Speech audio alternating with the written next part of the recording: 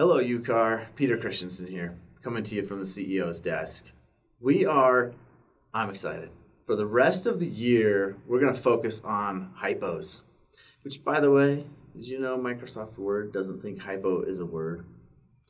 Always flags it. You misspelled it. Hypo. But we're going to use it. So we're going to focus on hypos for the rest of the year. Just give you a hypo, kind of explain it, and see if you agree or disagree with me. So first one, here's the hypo. You got a buyer and seller who are under contract.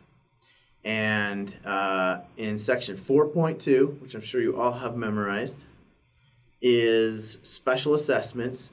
And it is marked that it'll be split equally between the buyer and seller. Okay?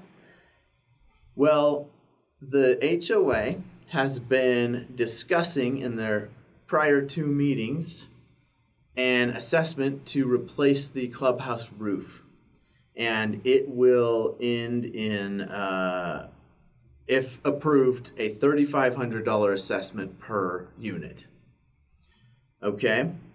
So the last meeting, they tabled the vote.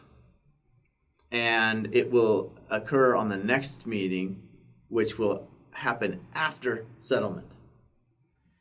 That's the scenario.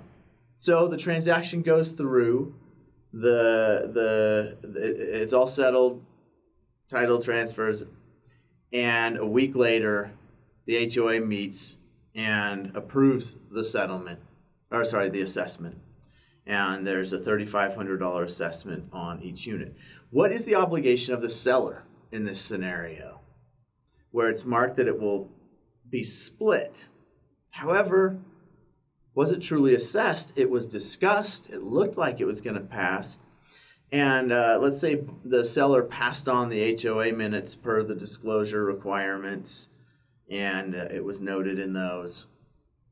I would say there's no obligation on the seller. Why? Because if we look at 4.2, it says it has to be approved by the homeowners association or assessed by the municipality or special improvement district prior to the settlement deadline. Well, this one, even though it was discussed, it was said how much it would be, it was not actually voted on and approved until after the settlement deadline. Therefore, it doesn't really fall under 4.2. Now, could it be a bargaining point, a point of discussion, when the buyer reviews the minutes and sees, hey, this is coming up, it's likely to pass? Yes, but that assumes both parties, A, the information was given, and B, the information was analyzed by the buyer.